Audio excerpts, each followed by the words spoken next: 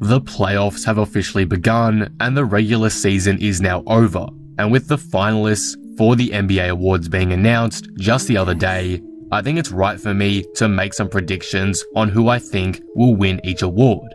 In today's video, I'll be telling you who I believe will win the MVP, Rookie of the Year, Defensive Player of the Year, Sixth Man of the Year, Most Improved Player, and Coach of the Year awards, with reasoning behind it.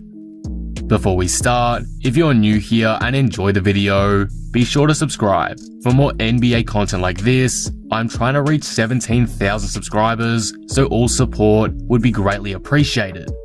Please keep in mind that these are regular season awards, so anything that has happened in the playoffs the past couple of days has nothing to do with the outcomes of these achievements. Anyway, with that all being said, let's get right into these predictions. Most Valuable Player, Nikola Jokic. The MVP race this season was one of the most entertaining to track in years due to how interesting and unique the circumstances around the award were. So many players this year had MVP caliber seasons, and multiple of the top candidates missed extended periods of time, allowing potentially lesser worthy candidates to enter the hunt.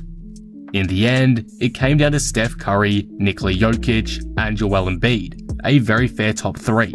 But I think it's clear that Jokic is the MVP this season, in my opinion. He's had his best year of his career statistically, averaging a near triple-double of 26.4 points, 10.8 rebounds, and 8.3 assists per game, as well as having an insanely efficient 64.7% true shooting percentage. What Jokic has done statistically alone is insane, and personally, I don't think that gets enough credit. Maybe because he's European, I'm not sure, but that's not the point. Jokic led Denver to the 3 seed out west this season too, which was actually pretty surprising considering all the injuries that this team suffered during the season. I mean, they lost Jamal Murray for the rest of the season, and immediately after that, Denver went 9-1 in their next 10 games. If that doesn't display Jokic's value, I don't know what does. To me, I think Jokic has the greatest case for the MVP this season, and it isn't really close. It will be closer than it should be because of the bias against foreign NBA players, but again, I genuinely don't believe there is a greater case for the MVP this season than Nikola Jokic. Yes, Curry was insane this season, and technically you could say he's the NBA's most valuable player if you bring up his ridiculous on and off numbers, but that's not how the MVP works. You must be a winning player in order to win the MVP, and the Warriors simply did not win enough for Curry to win the award. I get Steph had a terrible supporting cast, and he did all he could. I'm not questioning the greatness of his season, but in historical context, as well as comparing him to Jokic too, there's just no way he should win the MVP this season. Again, also considering how equally amazing the Joker was too. So yeah, I've got Jokic taking home this one, deservedly so. Rookie of the Year, LaMelo Ball. The conversation around the Rookie of the Year is very interesting too.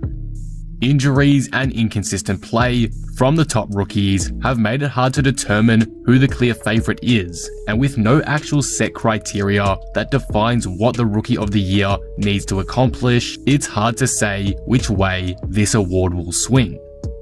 The draft class this year has been fantastic too, and if you look at the entire first round board, you'll notice that almost every single player drafted 1 to 30 has made some form of sizable impact this season for their respective team. The 3 that made the most impact though, as voted by official voters, are Tyrese Halliburton, LaMelo Ball, and Anthony Edwards, and out of the 3, I have LaMelo Ball winning it, for the following reasons. LaMelo was better than expected to most NBA fans. I kept up with him heavily while he played in Australia, so his immediate great play in the NBA wasn't a surprise, but there were still a lot of people questioning him entering the season. He's been phenomenal though, and proved the doubters wrong. and that's been evident through his stats and team success. The Hornets leapt up almost into the playoff picture this year, being one of the biggest surprises of the season, and that was led partially by LaMelo Ball. Obviously, there's some other factors that played into that, like the acquisition of Gordon Hayward and the sophomore leap from Miles Bridges, but again, LaMelo Ball definitely made a sizable impact to this team and helped propel them towards more success. Melo stuffed the stat sheet pretty well too. He scored well, averaging 16 points a game, and also dished out 6 assists and grabbed 6 rebounds per night, which are solid stats overall for a rookie. LaMelo was consistent throughout the season as well, which in my eyes is a big driving factor for why he deserves the award and why I believe he will win it. There's one important factor when it comes to the Rookie of the Year, and it's statistics, and all year long, LaMelo has been great in that area. His biggest rival for the award, Anthony Edwards, has only played great and posted great numbers in the second half of the season, so I believe he'd be less deserving to win the award. To give credit where credit is due, Edwards has been amazing in the latter half of the season and had multiple outstanding scoring performances, but in the first half of the season, he was one of the most inefficient players in the entire league. The award is about the whole season, not just part of it, and it's why I think LaMelo will win it and deserves it over Edwards. Yes, Melo got injured and missed substantial time, which could prevent him from winning it, I get that, but I still think he's been far and wide the best rookie across the entire competition, and I think that the voters will realize that too. So I have him taking home this honor this season. Most Improved Player, Julius Randle. For once, the most improved player wasn't insanely close like it has been in previous seasons. Yes, there have been many great players that took big leaps in 2021, like Christian Wood and the other 2 finalists in Jeremy Grant and Michael Porter Jr., who again have been great in their own right, but I don't think we've seen a more surprising and bigger transformation in a player's game than we have in Julius Randle this season. Randle was absolutely hated by the Knicks fanbase before this season. That's how bad he was, and many thought he'd be on the trading block or at least move to the bench for this season. He has shocked everyone though, and gone from an inefficient 19 points per game scorer to the leader of the revitalized Knicks, who he's shockingly led to the postseason for the first time since 2013. His season has just been incredible. His points per game have increased by 4.6, his true shooting percentage has gone from below average at 53% to average at 57%, and he's done that with more shots too. He's become a much better playmaker as well, averaging a career-high 6 assists per game, which is double what he averaged last season. And again, the biggest shock of this improvement is how Randle has been so important to the Knicks and their success. These aren't empty stats like you could say with Jeremy Grant. These are numbers that are contributing to legitimate success. Randle's defense has improved significantly as well under Tom Thibodeau, being a leader of the Knicks' redefined culture of defensive intensity. The Knicks are a top team in defensive rating for a reason, and of course, JR plays a significant part in that. Again, it's pretty obvious that Randle deserves the MIP honors. Grant left Denver and got more opportunities, so he saw his numbers rise, and Michael Porter Jr. took a sophomore leap, so there's no questions that they deserve to be finalists. But when you compare their seasons to the one that Randle has just had, and how much Randle has changed his game for the better, it's just not on the same level. So for that reason, Randle is my predicted winner for the 2021 Most Improved Player this season. Defensive Player of the Year, Rudy Gobert. This award is extremely hard to pick, and I think either way, people will be mad at the outcome. There are 2 clear sides to choose from with this award, and it's between the top 2 finalists, Rudy Gobert and Ben Simmons. Now obviously, I believe Gobert should win, and I'll explain why in a second, but briefly on Simmons, He has been unbelievable this season, and I don't want to take anything away from that. I personally believe that Simmons was snubbed last season from recognition as a Defensive Player of the Year candidate, and thankfully this season, more and more people are seeing his greatness on that end. But sadly, even as an Australian, I believe Gobert has a greater case. I don't think there is anyone more important to their team defensively than Gobert is to Utah. He completely anchors this side and is so consistently dominant on that end. Some stats to back that up. This season, the Jazz had a defensive rating of 108.6 overall, which ranked them 3rd in the league. When Gobert was on the court, this shot up to 1st with a defensive rating of 103.9. What's insane though is that without Gobert, the Jazz's defensive rating plummeted to 28th in the league, with 115.8 as their defensive rating with Gobert sitting. That difference is unbelievable and proves the insane impact Gobert has on his team, even though he's apparently non-versatile. It's not like the Defensive Player of the Year has ever been about versatility either. It's just about the defensive impact a player makes in general, and I think it's extremely evident that Gobert reigns supreme in that category.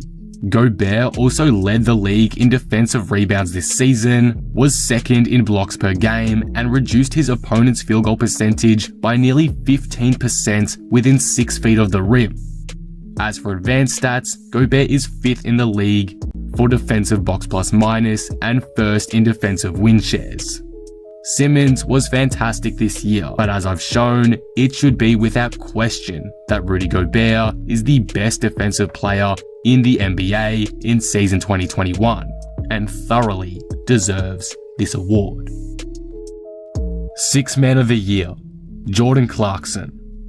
A race that seemed obvious has now tightened to end the season, and I feel there's a legitimate case for every finalist to win the 6th Man of the Year this year. Those guys being Derrick Rose, Joe Ingles, and Jordan Clarkson. But obviously, I've got Clarkson winning this, and here's why.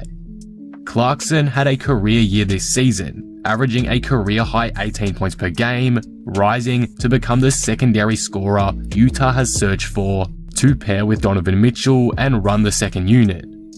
Though there were stretches during the season where Clarkson was extremely cold, there were also patches where he was simply unstoppable and wouldn't miss, and he was a driving factor in the Jazz's hot streak mid-year. Rose and Ingles have had fantastic seasons respectively, but I think the guy that stood out the most and made the most impact off the bench has been Jordan Clarkson, so that's why I've got him winning the award. The Jazz wouldn't be the first seed without him, so in terms of bench impact, he's the first guy that comes to mind, so again, I predict he'll take home this honor this season. Coach of the Year, Tom Thibodeau. The Coach of the Year award normally goes to a coach whose team was able to improve drastically in the season compared to the last, and that's a big reason why Tom Thibodeau deserves this award. But I think what Tibbs did that the other finalists in Monty Williams of the Phoenix Suns and Quinn Snyder of the Utah Jazz did not was completely change the culture of their organization and players he was hired to be with. The New York Knicks were not meant to make the playoffs this season. It's that simple. And when Thibodeau was hired to be a part of the organization, I highly doubt there were expectations to do as well as they did this season. However, they were able to achieve that amazingly, and arguably the biggest reason why they did was because of Thibodeau himself. He changed the identity of the previously abysmal Knicks team and turned them into a defensive juggernaut. Though the offense wasn't completely sound at times, the defense kept them in games and even won them multiple games during the season that they otherwise probably would have lost. And that led to the surprising year from New York. Without Thibodeau, as great as Randall has been, there is no way the Knicks are a playoff team this season, and for that reason, I think Tom Thibodeau is the obvious winner of the Coach of the Year this season. And that will conclude the video. What do you guys think of this? Do you agree with my predictions? Who do you have winning each award? Let me know all your thoughts down in the comments below. If you enjoyed the video, be sure to drop it a like and subscribe. But with that being said, I am out. Peace.